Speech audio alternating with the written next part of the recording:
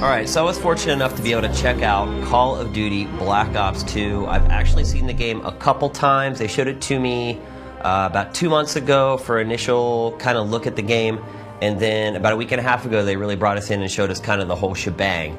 And I don't want to repeat what is kind of in our interviews already. I'm sure you guys have looked at that, but I wanted to take this chance to kind of go over the things that they showed us that we didn't fit in the interview. But first, a little background information. So let's go over the story really quickly. Basically, the story takes place in two different time periods. It takes place during two Cold Wars. As you remember, the first Cold War was set in the 80s, and that's where this game starts. Now, the big question after the first Black Ops was, is Frank Woods alive? A grenade went off. They never really told you whether he survived or not. Well, he did, and he has actually returned for Black Ops 2 to tell the story through his eyes. And you guys have probably seen him in the trailer already. He's looking a whole lot older than he did in the first game. But he actually serves as the bridge between the two time periods in this game, along with the new villain. So, first thing they told us was the majority of the game is set in 2025 during the Cold War II. And what happens to create the second Cold War are these things called rare earth minerals. Now, I didn't know anything about rare earth minerals, but they started showing us some clips from CNN and other news services. It actually is a legitimate story in the news right now.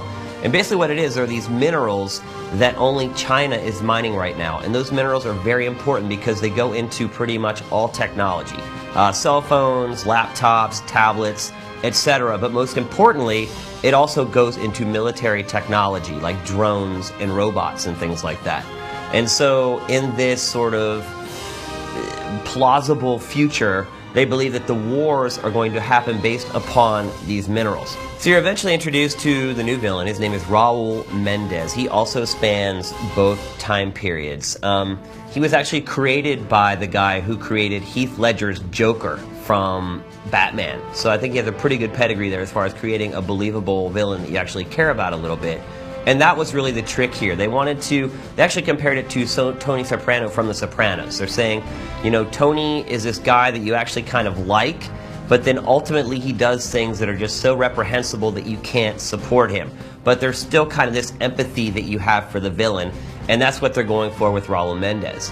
Now, the Cold War II basically happens when Raul decides to take over all the drones that America has. So he takes over the drones, he somehow hacks into the computer system and starts attacking major US cities. And so the first demo they showed us was in Los Angeles. He's taken over the drones. You're actually trying to get the president out of Los Angeles safely. You're traveling down the 110 into downtown LA, and all hell breaks loose.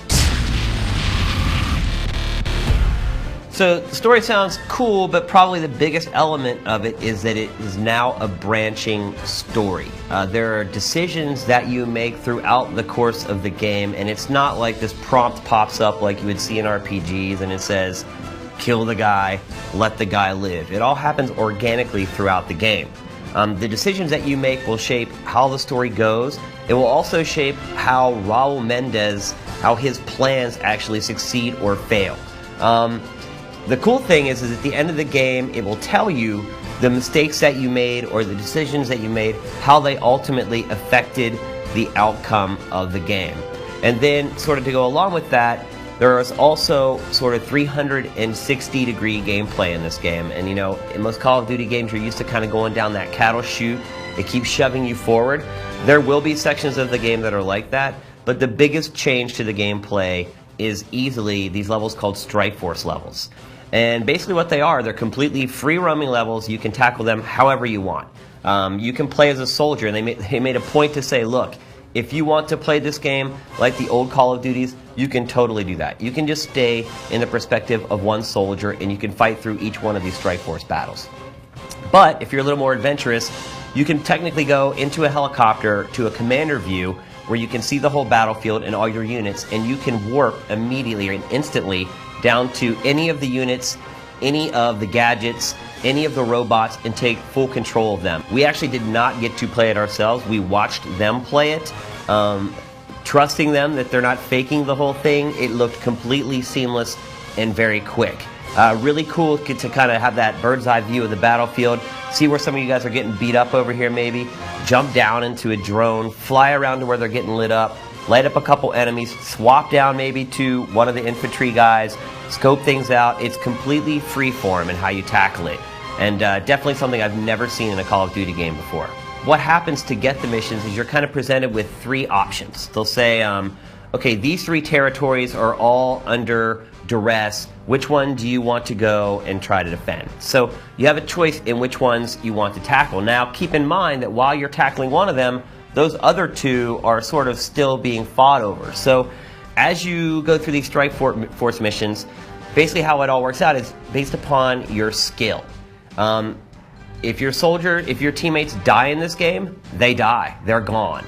You can replay the strike force missions, but that doesn't mean you're going to get your guys back. So there are major consequences to how you play this game. Of course, with the idea of they want you to play it multiple times, because that's been kind of the knock on the Call of Duty franchise is after you play something once, there's really no incentive to go back and play it again. And in conjunction with the fact that they tell you at the end what you did right or wrong that could have affected the outcome, it actually motivates you to go back and play some of these again. They figured it out. And then one final note on the story, female characters are going to play a much more prevalent role in this. If you think back to all the prior Call of Duties, can you remember even like a single woman in these games? There really haven't been many. So they actually showed us some of the facial mocap that they've been doing, and the example that they showed us was a woman. So look forward to that. Okay, so now let's switch gears and talk a little bit about the gameplay. Now obviously, since most of this game takes place in the near future, there's a lot of technology in this game that you're not used to seeing in games like this. Now, most importantly, with the Strike Force levels, you have full 360-degree sandbox gameplay. And sort of their idea was, look, it needs to be accessible still, but it also has to have depth. So basically what they've done is they've tried to create this plausible reality. They've looked at technology that exists today, and they've tried to figure out and extrapolate how that technology will impact things 12, 13 years from now. If you think back to the internet and how slow it was just 12 years ago and how quickly it is now, you can see how fast this technology can sort of advance. So one of the things they showed us was a scope that reminded me a lot of the Far Sight from Perfect Dark. Basically, you can see through walls, huge chunks of concrete, so campers beware. I think that's how they put it actually. They didn't talk about how that's going to play into the multiplayer, but in the campaign you have this crazy rifle you can see through concrete, but you also have to have a way to shoot through the concrete. So apparently there's some new technology that uses electrons for increased bullet penetration. And so while you're using this gun, it's actually a sniper rifle, the longer you hold in the trigger, the more the gun charges up, and that increases the penetration of the weapon. Now, another thing they showed us was jet play. You probably remember some of the jet sections from Battlefield 3. Ultimately, all you did there was fire the guns. Now, in this, that's not the case. You actually jump into a jet, you're controlling the jet flying through the city while you're also controlling the guns. And they said it was done in a very Call of Duty way. It's not a simulation. You're not going to have to like practice your flight sim skills to try to get through it. But at the same time, it was pretty cool to see that you have the freedom of controlling the jet while firing as well, of course with the aid of multi-lock weapons. But probably the biggest gameplay element that everyone is freaking out over from the first trailer are the horses. They actually showed us some mocap footage of a horse in the mocap studio. The poor thing had the ping pong balls all over it. They were trying to get it to jump over objects, but they actually said that mocapping a horse is one of the most difficult things they've ever had to do, and animating them by hand would be almost impossible to make it look realistic.